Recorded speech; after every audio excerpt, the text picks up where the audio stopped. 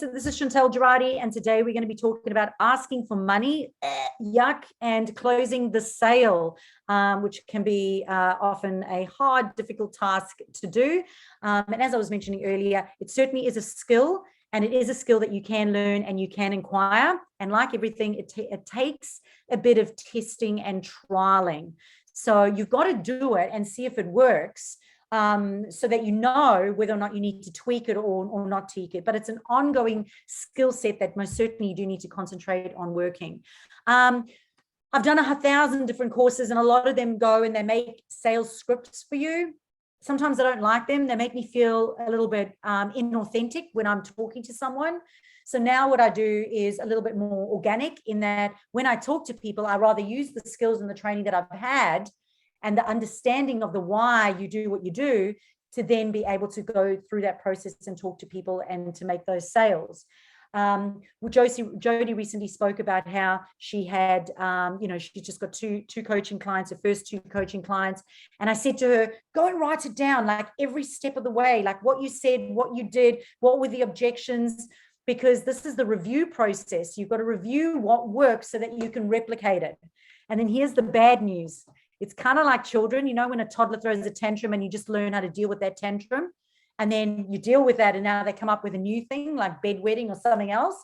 It's just ever changing. So as soon as you master it, the environment may change, your audience may change, and suddenly what worked doesn't work anymore. I discovered probably about 2 years ago that the discovery call, getting people to book a discovery call, was not working as well. I had a lot of people just didn't book the discovery call. They stopped doing it. And I think it was around that COVID period where there was a lot of sort of online stuff and people just got over it. However, I found that if I change my language, and I say to people, hey, if I private message them and go, hey, would you like to chat? Oh, why don't you lock in a call here so we both get reminders and we don't forget? And all I had to do was just change that language, rather than say book a discovery call. And now they go, oh yeah, that makes sense. I'll lock it in so we both get reminders and we don't forget. And just something like that just changed the whole process around it. So reviewing what works or doesn't work is incredibly important. So the first thing you've got to do in order to close a sale is you've got to get the person in front of you to believe what you believe. And you'll often hear me saying this, and a lot of coaches don't bring this up in their coaching. But ultimately, what we're trying to do is to get people to believe what we believe. We don't have to change what we believe to fall into what they believe. We've got to get them to believe what we believe.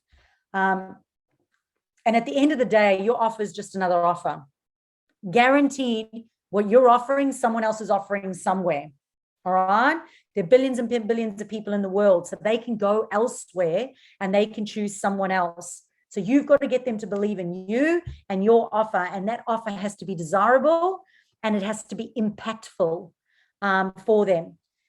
They are only going to pay for something that is going to impact them in some way. It's going to, if it solves the problem or gives them the outcome that they're wanting to do. So where does it all start? Well, before you can actually close the sale and ask for money, or ask for money and close the sale, it starts with touching people in multiple places. So at the end of the day, it comes down to all these different touch points, because if you read this morning's email, this morning's email said that sales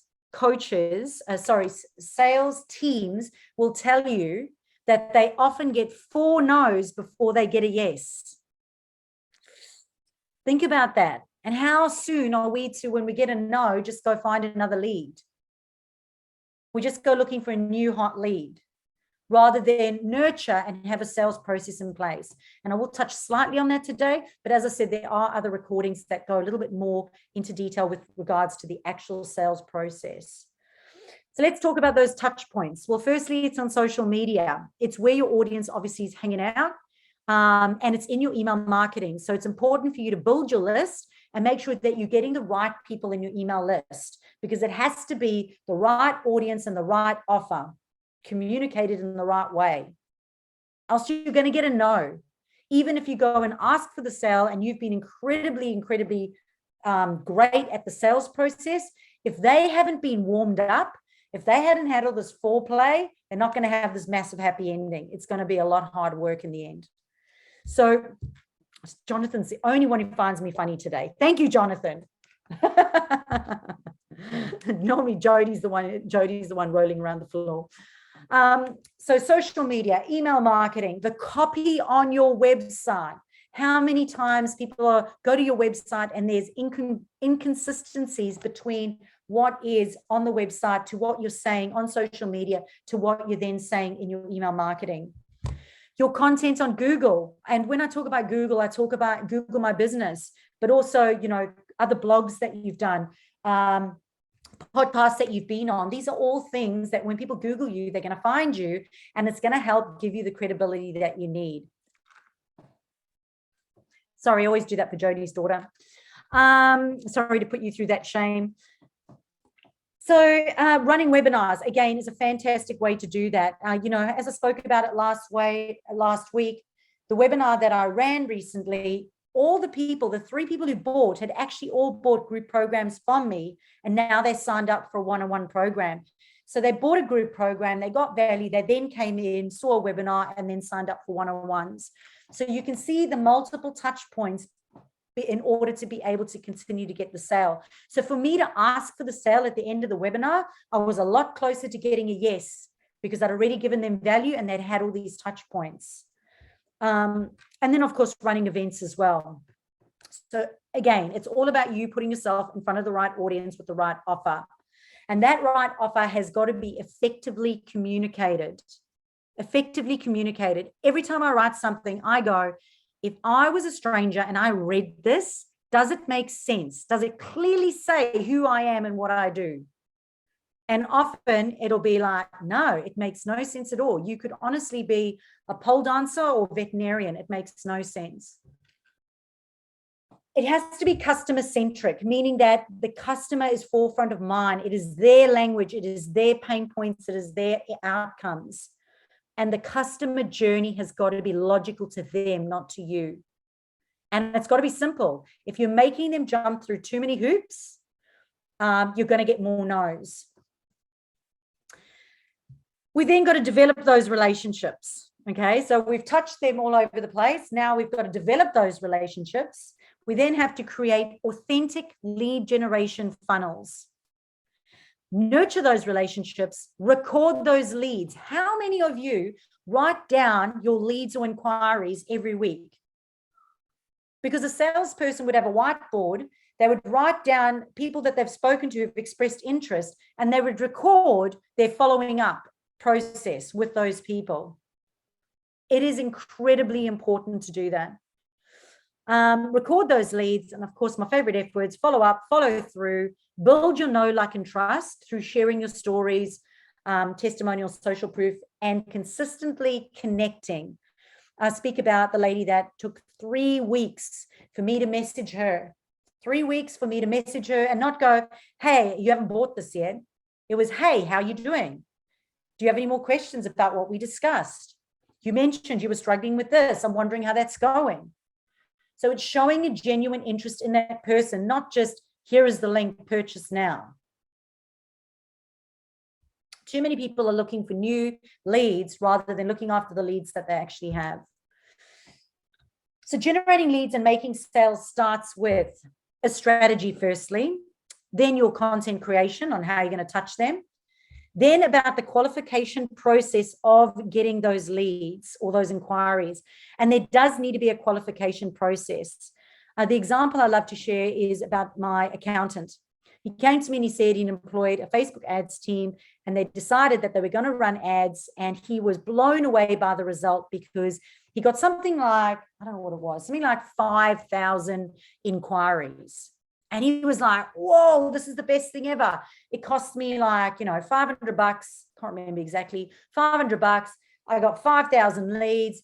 Oh, this is insane. This is awesome. Like, they all want to work with me now. What am I going to do? What am I going to do? So I said to him, oh, hold on a sec. He said, oh, I'm going to get a sales team. So I'll employ a sales team, cost him another couple thousand, got a sales team. And he said, they then called all those people, and every single one of those people, not one of them signed up. They were all not his client. And when I said to him, well, what was the lead magnet? What was the Facebook ad lead that you were using to attract them? And he said, oh, it was how to find 50,000 more dollars per year in your turnover. How non-specific is that? Everyone here with all our different, earnings and industries, and all of us would download that, right? But we wouldn't necessarily want to work with an accountant who charges, $500 a month. And it works with businesses that turn over, 7 figures. So the lead magnet was too general. It was too fluffy. It was non-specific. So the leads he got, yes, he had 5,000 leads there. It's now cost him a lot of money. There was no way in hell he could ask for money or close the sale. A sales team couldn't even get them signed up. Not one person, because the lead magnet was attracting the wrong audience. It doesn't matter how good the sales process was, he got a fat no. Fat no's all the way. So there cannot be any inconsistencies, and it all starts with that strategy and then that content plan and then the qualifying of those leads or inquiries. And this is why I always say that the headline has got to stop the right person from scrolling. So if you work specifically with someone, you say who that person is, because that's going to stop everyone else. That's going to stop the wrong people from inquiring, and that's going to 100% grab the right person, and it's going to establish you as an industry leader because you say, I only work with those people. From the qualification process of generating those leads, those people then become prospects. And as I said, you should have a leads list. And on that leads list, you look at those people and you decide, I'm going to nurture them. Sometimes it's even fun to put a dollar figure next to those prospects to go, this client's worth this much to me. And then track your following up and your following through in the process that you're taking through. Track how you're nurturing them into becoming customers and then into repeat customers. And that's really important. So we have to make it easy to get a yes. And this actually comes from a blog that I did previously on persuasive content, which is on the website. So you want to evoke feeling in your language by using adjectives and descriptive words as you solve their problems. So often you'll hear me say, write a sentence. So I help business owners make money. I help frustrated business owners make money simply. Go put those extra little descriptive words and adjectives, beef up your headline like there's no tomorrow. And when you get the right emotive words for the right audience, you'll get a yes. Number 2 is build your list of audience and make sure it's the right audience and nurture them to become a trusting audience. So you'll take them through the nurture process of letting them know who you are, who you help, how you've helped people before, and show them about your, share your expertise, share your credibility with them, and show them how valuable you are. Because when you ask for money, they've already been touched. They're already halfway there. So number 3 is build their trust through credibility. Like I said, so showing them our statistics, success stories, make them trust you enough to pay.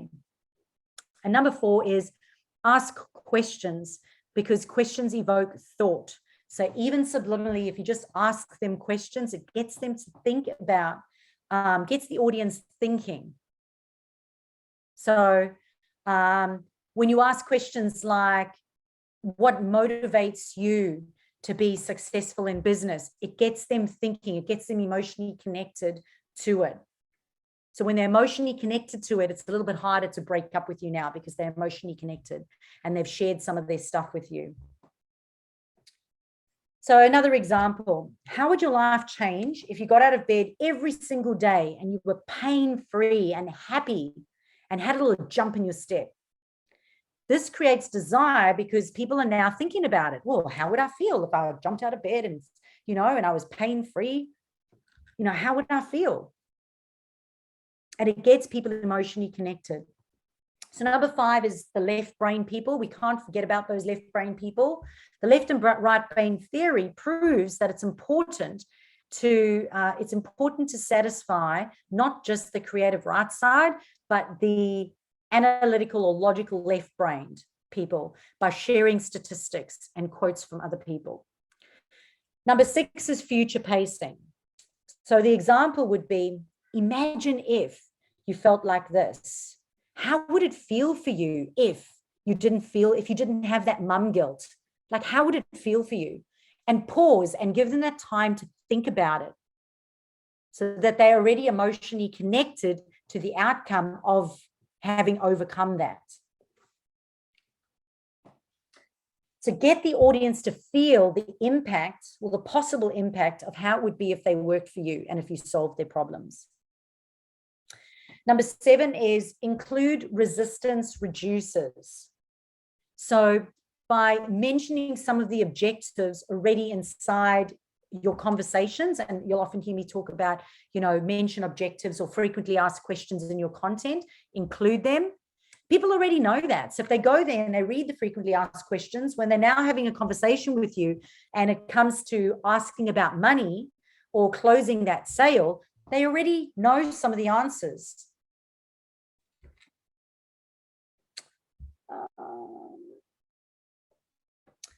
So it helps make the decision less hard for them to make when they've already been given some of that information. Number 8, it comes back to those beliefs again. If you can understand what their old beliefs are and what the new beliefs are that you want them to have, you can use marketing to persuade them. But it's important for you to know the old belief. So let's use an example here. Let's use Tracy as an example. If the belief is that you go to the gym, if Tracy's belief is that you can go to the gym and it doesn't matter what shape or size you are and you can wear gym wear, okay? But she knows that the belief of some of the people are, I'm scared, I'm uncomfortable in my body, I don't look like a supermodel. And those are the beliefs that she knows that her prospects have. She can handle some of those objections in her content through statistics, through success stories, through showing other people doing it, showing the benefits of exercise. She's handling those beliefs, which then makes it easier to say, yes, I'm going to buy from you because I now feel comfortable about going to the gym no matter what shape I am. Okay. And Deborah and Tracy, you guys should talk because Deborah's got a gym on the Gold Coast, a personal studio at the Gold Coast, and Tracy does clothing for people who can't be fudged. All right, cool. Let's have a look here. Okay. Number 9 is metaphors. Everyone knows I love a good metaphor. And while I was away on holiday, and when I exercised on holiday, I literally have 1,000 metaphors that come up. And when those metaphors come up, I always write them. I write them on my notes. So like one of the metaphors was talking about trying to fix things all the time rather than changing them. So for example, if you've got a gazebo and the gazebo's got holes in it and you keep duct taping the holes all the time, at some point you get to a point where you just go, I'm going to throw this gazebo away and just buy a new gazebo, right? Because it becomes beyond the point of fixing. And I was like, what a great metaphor for me talking about my business in the box program, which I have, which helps you set up your business and not just fix things, but actually change things and give you a business that actually works. So I'm like, there's a metaphor. So metaphors are a great way for people to emotionally connect. And again, when they hear a story, it makes sense. So that gazebo made sense to you. Yeah, at some point, you can't fix it anymore, just throw it out, get a new one. Why go on another camping trip and be uncomfortable? And that makes sense to you. So then it makes sense to you that that program is going to work for you. So metaphors are fantastic. Find the metaphors and things and write them down. I cannot recommend them enough. So when you're on a phone with somebody or even sorry. So when you're on a phone with somebody, or so even whether or not it's a discovery call or you're networking or face-to-face with someone, or maybe even at a market and you need to ask for the sale or make a proposal, here's a couple of things to do at the beginning, because now that we've touched them sort of on the outsides, all right, all around them, we've touched them, given them credibility, we've now got them in front of us. Now what do we do? And all of this helps us get them to a point where that yes is a lot easier. So number one is establishing rapport with them. And for those of you who've done NLP, you'll notice some of that in this, because I did the NLP course and there is a little bit of NLP in this. But you really have to be aware of the person that's in front of you. And this is where sales scripts I struggled with a little bit, because I did sales trainings. They then gave me sales scripts, and it felt inauthentic to me to have the same sales script for every person I spoke to when everyone was different. So now I just use the training and what I've learned to apply it. Because when I have people in front of me, they are different. They are extroverts. They are introverts. They are people that require a lot more touch points. I don't joke because I love Damien, so I'm glad that I did this with Damien. But Damien needed to have a few conversations and to get his head around it. Jonathan called me and when I went onto your website, I'm a hamster on a wheel. You've been referred to me by someone else. I'm just signing up. And that's how it was. So everyone is different. So when you're having a conversation with someone, that conversation needs to be specific to the person who's in front of you. And I like to call it mirroring. In NLP, they call it building rapport. It is the same as mirroring, but what it is basically acknowledging and respecting the person that's in front of you. So if they talk slower, you talk slower. If they use their hands, you use the hands.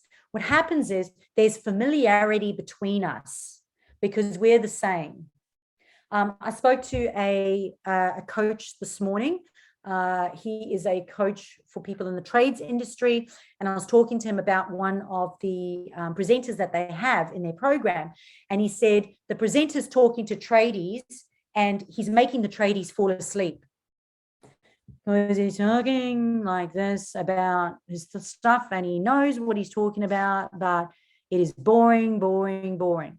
And what he has is he's just being himself and he's not going on and he's not engaging with his audience and he's not, you will notice, I will mention your names. I try to mention everyone's name in a group call because it is important for me to acknowledge and to give examples where I can, because I'm respecting you for showing up. And that's building rapport. And I genuinely care about everyone here and I don't want there to be favorites. So building rapport is really important. You're not just speaking to that person. So you're not just telling them, hey, I do this, I do this, I do this, I can do this, I can do this, I can do this. There's a whole bunch of I's and you haven't even found out what the person wants. So it is all about building rapport first and it is about them. It starts with them. And the way that you can make them feel more comfortable is establishing rapport by bridging the gap. So you can change that in your gestures, in your movement, in your body, in the tone, in your voice. You can talk slower, faster, higher, lower, respectfully, not disrespectfully, not in an embarrassing, when your kid mimics what you're doing. Don't do that. But just subtle gestures just to make them feel more comfortable. So not in an offensive way. And also listen to them and also take note of the words that they are saying. So because I'm a talker and I love to teach, I learned this from a salesperson. They said, just start by asking lots and lots of questions and do not start solving anyone's problems until I've asked a whole bunch of questions first, because I'm respecting them and I'm listening. And in order for me to be quiet, I take notes and I write the keywords. So if Mary keeps going, I just need to make money. I just need to make money to feed my kids. I've been paying so much money on so many different things and I just need this to work right now. I will write down money to feed the kids, just needs it to work. And I will use that back at the end when I go, I would love to be able to help you make more money, to be able to help you feed your kids. I get it. How would it be if you had more money to feed your kids? How would that feel? And it's about mirroring it back to them at the end. So I write those keywords down. So for me, it's different for every single client that I chat to. It's very customer focused, but building rapport is obviously number one. Number two is, as I said, it's asking those questions, and it needs to be directed to that person with the type of language. So I always like to just start by asking them about, just tell me about yourself, tell me about your business. Okay. People love to talk about themselves. So I always start by just giving them that moment to say, tell me about your business. Tell me about what you do. How does that work for you? How do you enjoy that? Just a genuine, a conversation about it. And again, I'm just building rapport, learning more about that person, and I'm taking notes on their keywords.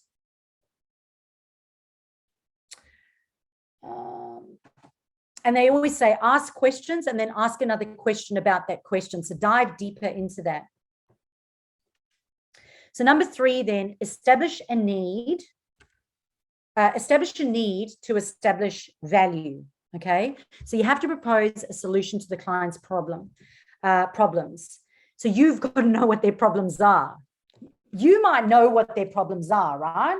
So someone might come and go, and let's use Kelly. Kelly is an example. Kelly sells candles, and obviously it's better for Kelly to sell to beauticians and candle shops because, then she's not selling one candle, she's selling 10 candles.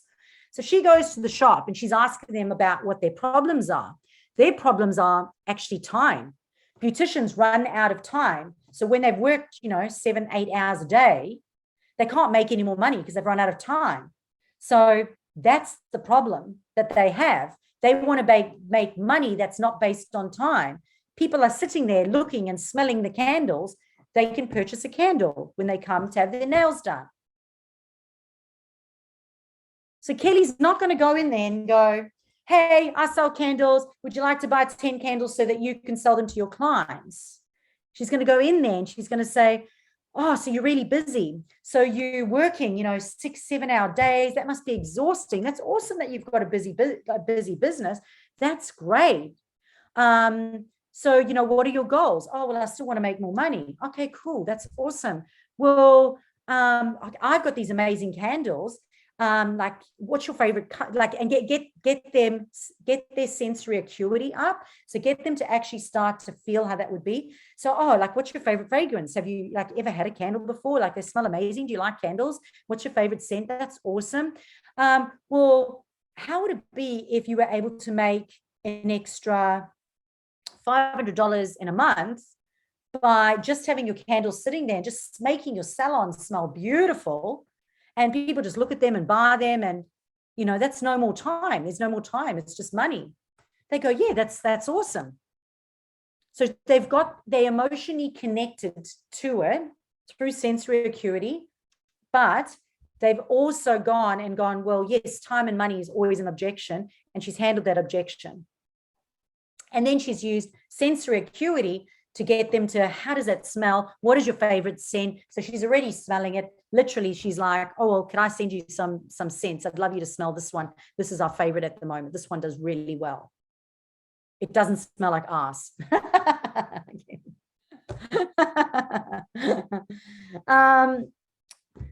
So establish. For the record, no, my candles don't smell like ass. No, my partner doesn't like I think it's the vanilla caramel. Vanilla caramel. He does not like vanilla caramel. Apparently it smells like ass. So we've worked out he likes the lemongrass coconut one. So I did make a candle that smells like a sweaty gym, and it's actually really nice. That's really nice. A sweaty gym. So that's really so we're establishing a need to establish the value. So we propose a solution to the client's problems. Okay. And it's got to be their values, not yours. So this is why I say it's different for every person you talk to. The conversations I would have had with anyone here would have been completely different because you're all different. So I would have a different conversation because your values would have been different. Your values, your needs, your outcomes will all be different. And I might know what you need. I might know what you actually need. However, I don't tell you what you need. I tell you how I'm going to solve your problems. And I always use this example at the gym. If someone comes into the gym and you say, oh yeah, and personal trainers do this all the time, and then they wonder why clients don't come back. Well, I'm going to make you drink 3 to 5 liters of water a day. We're going to do burpees at every session and sprints. And then I'm going to make you eat like 10 meals a day, and you're going to have to prepare 10 meals a day, and you're going to take away all your carbohydrates, and see you at the next session. And they wonder why they don't ever show up. It's because the person's come there and they've said to you, hey, I just want to have enough energy to run around with my kids. Sure, come to the gym. I'm going to help you be able to run around with the kids. I'm going to put $3 on my gym floor and you're going to run around these kids. That's me. That's what I would do. But I'm not going to make them do sprints to cones. And, I'm going to get them emotionally connected to what it is that they're doing, because now they can see the why behind what they're doing. When people see the why, I will always tell you why I'm making you do something, because I believe if you know the why, you're more inclined to do it rather than me just telling you to do it. I'm going to make you do sprints. What's the why? Well, you said you wanted to be able to run around, pick up the kids. So you're not going to sprint, but I'm going to put $3 around the room here, and I want you to run, pick up that kid, go put that kid over there, pick up that one, put it over there. And then I'll go, all right, now we change you to sandbags. How much do your kids weigh? But that's me. That's what I would do. I was always a bit creative. All right, cool bananas. So that's establishing a need to establish the value. So number 4 is linking the need and the value to your product and your service. So then you've got to show how their need is valuable, and you respect that because you've listened and you've built rapport. Now it is around, how is what I'm offering you going to solve that? And it's never the deliverables. It's never the deliverables. It's just the outcome of how they're going to feel after they've done it. All offers are the same. All you've got to do is make it desirable by effectively communicating it, and then also getting them to be emotionally connected through their sensories. You have to take them to their happy place. And then the last one is it not the last one? So number 5 is closing and asking for the order. And this is where that future pacing comes in. So once you've touched them over here, you've then taken them through this whole process now when you've had this conversation. It's then going, well, imagine yourself in 5 months when you're now selling, 10 candles, not a month, but you're now selling 10 candles a week. And now you've got, not an extra 100 a month. You've now got an extra $500 a month. And all it is from having these beautiful candles that's inside your beauty shop. They're now imagining. So future pace is all about imagining it. So you imagine when we've actually done it. So Jody would go, imagine when you're running around with your kids now and you're not feeling guilty anymore. You're feeling light and breezy. And they can do no wrong. They could just do no wrong. And you're not irritated anymore, frustrated by them. How would that feel?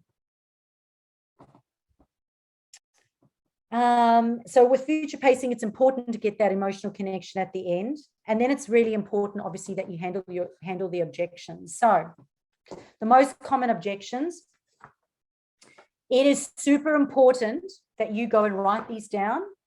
You go write these objections down, and then in your business, you are armed with these objections. So these objections are coming. So you've got to be ready for them.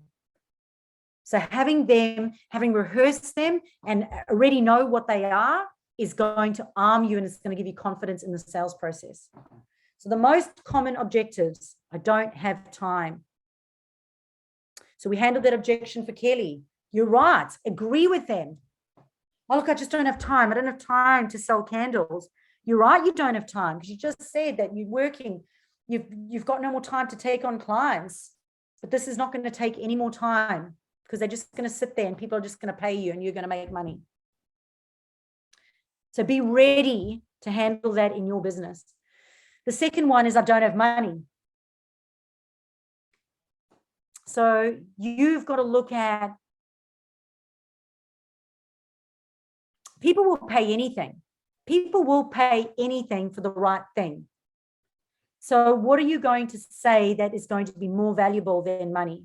But comparisons are really good as well. Sometimes it makes it really easy for people when you go, who did I do this with the other day? Jean this morning from Total Driver called me, and he was like, how much do I sell my online driving courses for? And I said to him, well, I, just done driving lessons for my daughters. 10 lessons is $1,000, right? But if they keep doing another 10 lessons, that's $1,000, $1,000. I think I paid $1,500 for my twins to be able to get their driver's license. But this online course that you can do, it's a 10-week online course. And because they're getting knowledge and they're watching videos, they're going to be so much better in the car. So I was like, well, whoa, why don't you make it like $100? Because it's not the cost of 10 lessons, it's the cost of one lesson. But doing that one lesson is going to help them not have to do more than 10 lessons, because in-person driving lessons are expensive. So think of a way that you can frame the value. Number 3, your product is too expensive. And I am going to get to that one. Number 4 is, please just email me more information. Now, I've stopped doing this. People go to at the end and they go, oh, can you write me a proposal? And I'm like, we've just had this discovery call, and this discovery call has been how I can help you.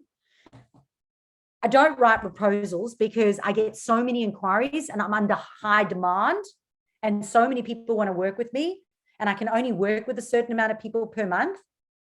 So what else can I answer now in this session so that you can be more clear on what it is that I do? And then I say to them, go to my website, because I know my website has everything there, and go read my testimonials and go check out my media page for all my credibility. I shouldn't have to write a proposal. We've had this conversation. Everything else is there. What more can I say right now to be able to help you right now make a decision? So you got to be ready with those words. Be ready with those words. So sometimes I've just got keywords written down next to me. We don't need this at the moment. I can be a bit cheeky sometimes and go, so they might have gone, oh, like I've got no time and I need more clients. Yeah, I just don't need this at the moment. And I go, oh, okay, so you don't need more clients right now? Because it just said they needed more clients. So, oh, no. But, and they start backtracking, and then they realize that what they're saying. And then I might go, well, what's really going on? Is it maybe that you're just overwhelmed or confused or unclear on what I'm offering? Like, let's discuss that. So I take it away from, I just don't need this at the moment. What is it really? My favorite in the gym industry, I'll just do the next 8-week challenge. I'll just do the next 8-week challenge. And I'm like, well, how much more weight are you going to pick up in the next 8 weeks? Like, how long did it take you to pick up this weight? It took you 5 years to pick up 5 kgs. So, and it's much harder to lose it, right? We all know how difficult it is to lose it. The sooner you get started, the easier it is. And when is summer? Like, when is summer coming? So we've got to, is it one of your goals to be bikini ready by summer? If that's their goal, like whatever they've said. And then, of course, industry-specific challenges or questions. So anything else in your industry that may come up. Okay, industry-specific challenges or questions.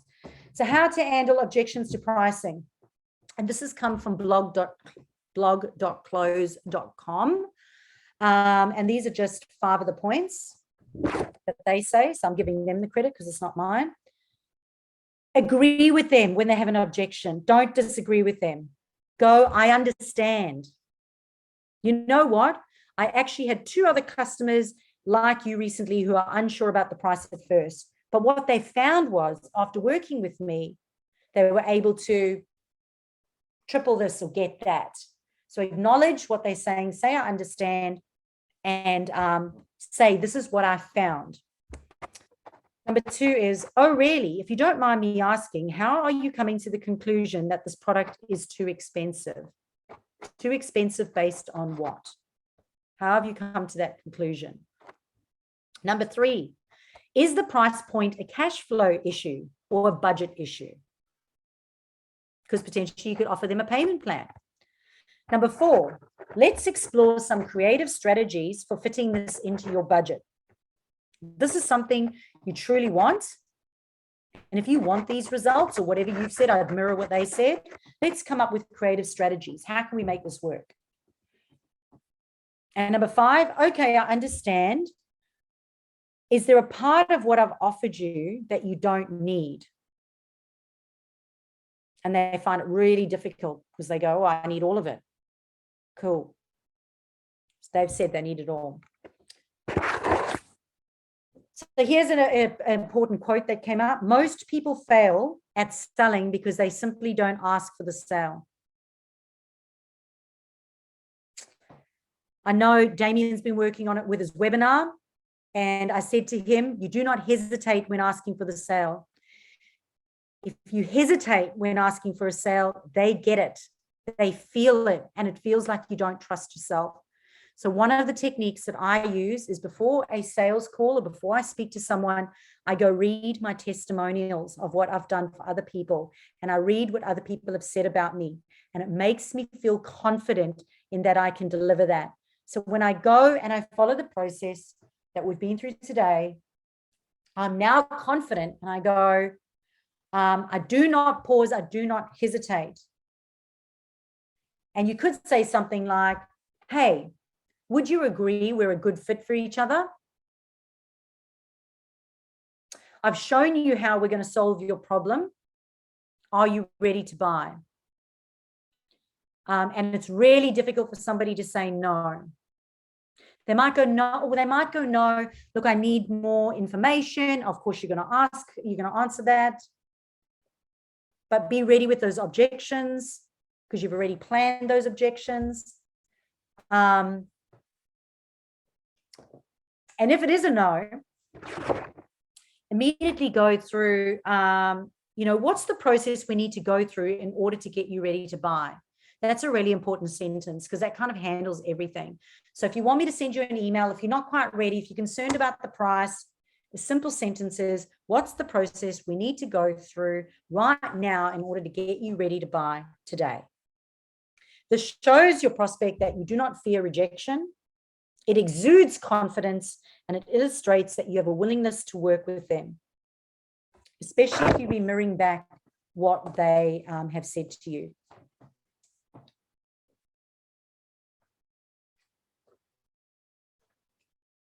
So here are some sales close phrases so that you can get a firm yes. And again, this has come from blog.close.com. So they're just some more sentences. So unless you have further concerns, I think we can get started with the arrangements. So open-ended questions. Number 2, let's discuss the costs involved. Number 3, this call is scheduled to end in 5 minutes. Please take as long as you like, but if you're ready, perhaps we should be moving along with this agreement. Number 4, are you ready to implement what I've just offered in your business or right now? If you can commit to buy today, I can also give you. So incentives are really good, and this is something I did. So in my business, part of my offer has always been that when you sign up, you get this VIP program for the 8 weeks or for the 5 months when you sign up. Everyone gets it. However, it's now not on the sales page anymore.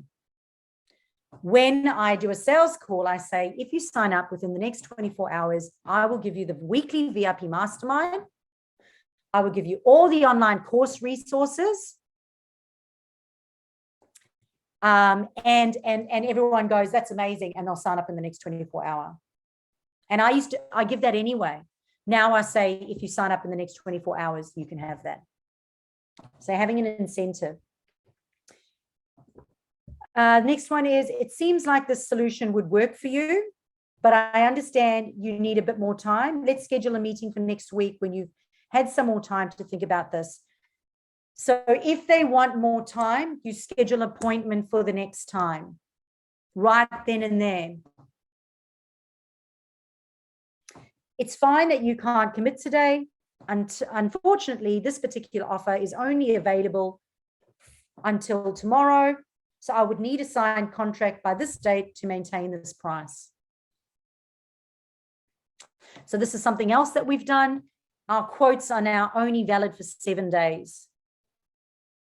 So they get a 24-hour bonus if they sign up, and then they get a week that that quote is valid, and then they've got to go through the whole quoting process again. They can't come back a year later and say, I want that quote. They can't come back a month later and say, I want that quote. Circumstances change. So it's really important that you build rapport, that you get them emotionally invested in what it is, emotionally invested in how you can solve their problems. Then you need to solve their problems. You need to ask for payment confidently. You have to be ready to handle those objections. And having fast action bonuses is really important.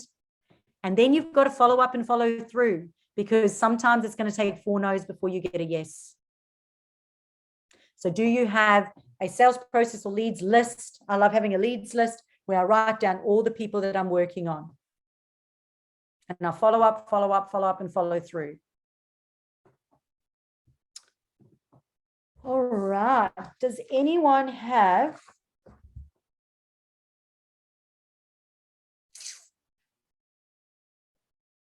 else have any questions? Kelly, since this was your topic, if you're still there, I know people are dealing with kids. Would you like to give me your scenario and maybe we can workshop through it? And then, hold on, Kelly, just before we do that, can everyone else also start thinking about the 9th of May? What topic would you like to go over? Put it in the chat box if you like. Right, go, Kelly. So my scenario was, I had a call with a real estate agent down in Newcastle. She put in an order, said to me, send me an invoice, I'll get it paid for you straight away. I said, that's great, and then we'll get the product shipped off to you. Well, it's now been, it'll be 4 weeks next Monday, so 3 weeks. I've sent the invoice to her 4 times and she still hasn't paid it. Yes, she replied. I emailed her last week and said to her, have you received, we pride ourselves on fast delivery. Due to the length of time since our call, it's been more than 14 days, blah, blah, blah, which is our standard time that we allow for delivery. And pretty much that, like, time's getting on and I can't guarantee it in that timely frame. And she emailed me back and said that she hadn't got the invoice, and I've since sent it to her again and I've had no reply. Okay. Kelly, I know I had an issue with your invoices coming through. So see if you have another email address and you can send it to yourself through another email address to check it. But I did have an issue. I know that when we send stuff through Xero, I always have to say to people, please check your spam folder. Mine don't come from Xero. They come straight from Shopify. Yeah. So, but they may be going to spam. So I even said that to her and she said that it wasn't. Yeah. So I know what we've done now is we actually download it as a PDF and then we actually email it normally, but we're a lot quicker. So firstly, it comes down to T's and C's.